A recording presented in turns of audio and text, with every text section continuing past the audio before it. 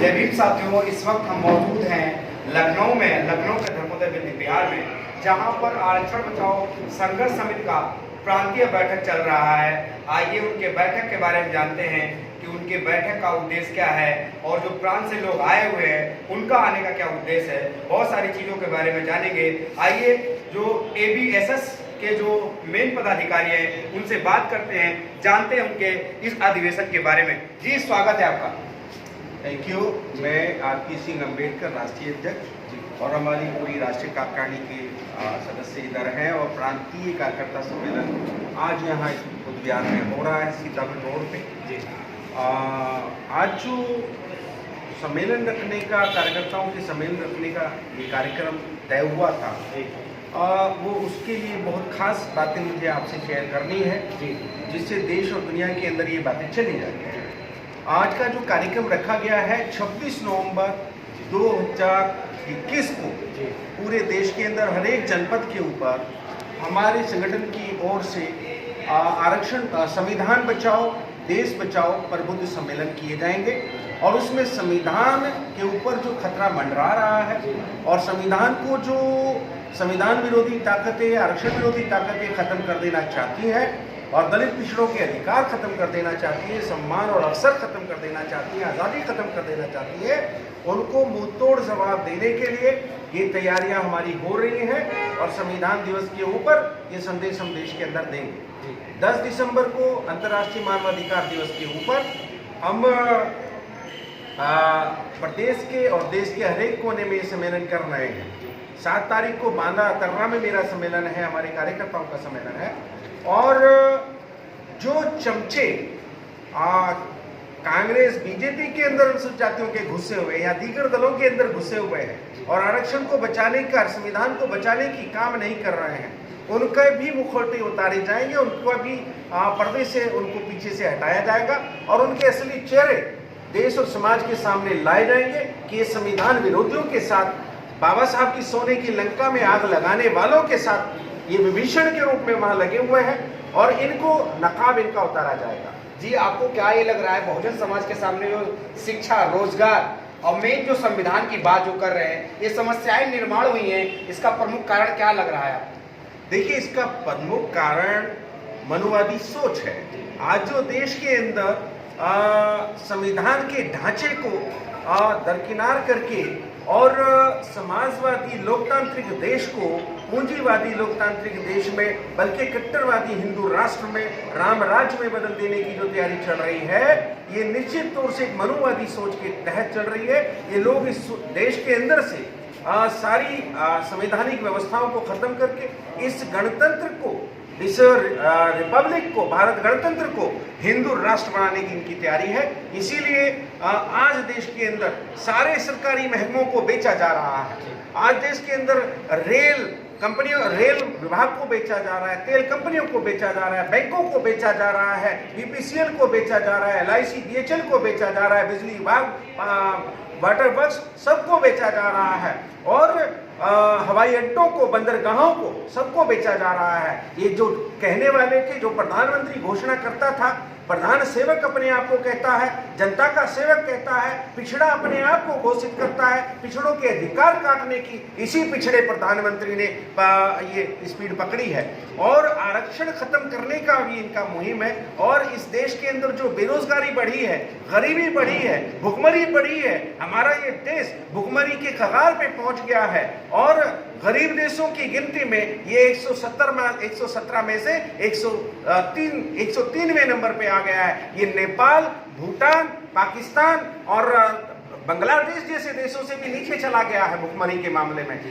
मोदी ने आकर के देश के अंदर भुखमरी बढ़ा दी है। इन हिंदूवादियों ने देश के अंदर हिंदू मुस्लिम का झगड़ा खड़ा कर दिया है। ये केवल मुस्लिम के नाम पर मुस्लिम का डर दिखा करके ये देश के अंदर विभाजन की राजनीति कर रहे हैं। ये बर्दाश्त नहीं किया जाएगा। हमें इस देश का संविधान अक्षुण्ण रखना है। देश के अंदर आप महंगाई देख लीजिए, बेरोजगारी देख लीजिए, पुरानी पेंशन काट करके नई पेंशन का मामला देख लीजिए, परंतु में आरक्षण इन्होंने काट दिया, इन्होंने डिमोशन कर दिए, इन्होंने भारी नुकसान पिछड़ों और दलितों को पहुंचाया है। और हम 10 दिसंबर को महारैली लेकर के दिल्ली जा रहे हैं। मोदी जी, आप अपनी तमाम फोर्स लगा दीजिए, तमाम अपना अमला तमला लगा दीजिए, हमें सबको गिरफ्तार कर लीजिए, परंतु हम अपनी कौम, अपने दलितों, पिछड़ों, आदिवासियों, हकवंचित समाज, अल्पसंख्यक समाज के अधिकारों को कटने नहीं देंगे। हम इस देश के अंदर मुसलमानों के हकों की लड़ाई लड़ रहे हैं 11 साल से, उनको उनके हक नहीं दिए जा रहे हैं, सच्चर कमेटी की रिपोर्ट नहीं लागू की जा रही है। देश के अंदर हमने मांग कर रखी है भाई सुप्रीम कोर्ट, हाई कोर्ट के अंदर हमारे जज दो, SC ST OBC के जज दो, माइनॉरिटी के जज दो। ये क्या हुआ कि एक ही वर्ग के सवर्ण समाज के जज वहां रहेंगे, तो हमारा प्रतिनिधित्व कब सुनिश्चित करेंगे आप? आपने लेटरल एंट्री शुरू कर दी है, ये क्या बेईमानी है? लेटरल एंट्री के माध्यम से आप वरिष्ठ पदों पे, जहां पे SC ST के लोगों को होना चाहिए था, वहां सवर्ण समाज के लोगों को बिना कोई एग्जाम दिए, बिना कोई इंटरव्यू लिए उनको आप वहां भर्ती कर रहे हैं। ये दलितों और पिछड़ों के साथ बहुत बड़ा धोखा है, इस देश के साथ धोखा है, इस देश की जनता के साथ धोखा है। हमारा ये कहना है पूंजीवाद को बंद करिए। दो धनपतियों को, दो पूंजीपतियों को आप इस देश की चाबी सौंप देना चाहते हैं, आप इस देश का तमाम संसाधन उनको नाम में बेच देना चाहते हैं, आप कोयले से लेकर के हवा, पानी, सड़क उनके नाम कर देना चाहते हैं, तो इस देश की 140 करोड़ जनता, 130 करोड़ जनता ये कहां जाएगी? कहां जाएंगे 85% दलित आदिवासी? अब चौराहों पे मेरे साथी बता रहे हैं कि भीख मांगने वालों की भीड़ बढ़ गई है, लोग बेरोजगार हो गए हैं, उनके पास रोजी रोटी छीन लिया गया है। कहां जाएगी ये जनता? बेरोजगारी की बात की आपने, अभी दिल्ली मेट्रो के, आप दिल्ली में जाइए और वहाँ के मेट्रो पे दिखा है, बहुत सारे शौचालयों के बारे में लिखा है, कॉलोनी के बारे में लिखा है। वहाँ पे मैंने खुद इस बात को पढ़ा है कि 1.4 करोड़ यूपी में रोजगार दिया गया है। तो कैसी बेरोजगारी की बात कर रहे हैं आप? ये झूठा प्रचार है और ये सरकार केवल झूठे प्रचार पे पैसा खर्च कर रही है, ये झूठे प्रचार पे पैसा खर्च कर रही है। ये मनरेगा में लगे मजदूरों को भी नौकर बता रही है। मनरेगा में जिन लोगों को इन्होंने महीना 2 महीने का पेमेंट कर दिया, 4 महीने का पेमेंट कर दिया, उनको भी ये नौकर बता रहे हैं, इनको भी सरकारी नौकर बता रहे हैं। ये धोखाधड़ी है, कोई नौकरी इन्होंने नहीं दी और जो नौकरियां दी सब कोर्ट के अंदर फंसी हुई हैं। तो समस्याएं जो निर्माण हुई हैं, कैसे निजात पाएंगे, क्या प्लान है आपका? इस देश की जनता को, बेईमानों को, आरक्षण विरोधियों को, संविधान विरोधियों को सत्ता से बाहर करना पड़ेगा। यही इस समस्या का समाधान है और इस देश के बहुजन समाज को, इस देश के हकवंचित समाज को सावधान होना पड़ेगा। आपस की फूट और आपस का बंटवारा खत्म करना पड़ेगा और एकजुट होकर जब ये पूरा समाज, जो आरक्षण समर्थक समाज है, जो संविधानवादी समाज है, न्यायवादी समाज है, समतावादी समाज है, जब ये समाज एकजुट होकर के वोट करेगा तो ये सब भागते नजर आएंगे। जी, आपने बोला आपसी फूट, आपसी बंटवारा, और हमारे लोग लगातार संगठन बनाते जा रहे हैं, लगातार जो है चीजें निर्माण होती जा रही हैं। तो आपको नहीं लग रहा कि आपस में बढ़ जाना मनुवाद की जीत है? मनुवाद की जीत ही फूट है। मनुवादियों ने तंत्र ही ऐसा डेवलप किया है कि हमारे समाज के अंदर फूट पड़ी रहे और वो ऐसे विभीषणों को, ऐसे अंगद और हनुमानों को ढूंढते रहते हैं हमारे समाज के बीच, जो उनके लिए गदा उठाते हैं और बाबा साहब की और रावण की लंका में आग लगाते हैं। तो क्या आपको लग रहा है कि ऐसे जो लोगों से समाज को सचेत रहना चाहिए? बिल्कुल, ऐसे लोगों से सचेत रहना चाहिए और हम अपने इस कार्यकर्ता सम्मेलन में अपने लोगों को आगाह करेंगे कि ऐसे लोगों का पर्दाफाश करें जो बीजेपी के इशारे पे काम कर रहे हैं, जो बीजेपी को जिताना चाहते हैं, चाहे वो हमारे सगे भाई हो या सगे बहन हो, सगे रिश्तेदार हो, हमें उनका साथ नहीं देना है। हमें बीजेपी के खिलाफ वोट करना है। बीजेपी ने पिछले 7 साल में, मोदी जी ने हमारा आरक्षण कानून पास नहीं कराया है। हम इनका विरोध करेंगे, सड़क पे करेंगे, सब जगह विरोध करेंगे।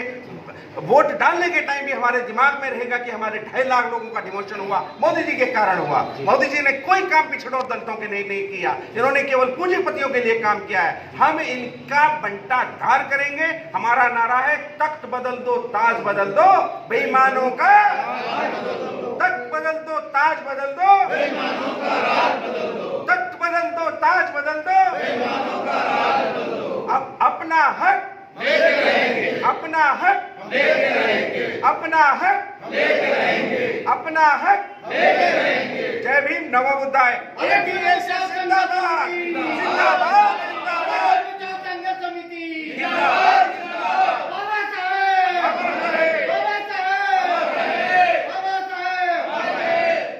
हमारी साथ में थे इंजीनियर आरपी सिंह अंबेडकर जी, जिन्होंने प्रमुख मुद्दों पे और जो मूलभूत समस्याएं जो निर्माण हुई है जनता के सामने, जैसे महंगाई है, बेरोजगारी है, अशिक्षा है, भूखमरी है, जैसे मुद्दों पर अपने प्रखर जो विचार रखे।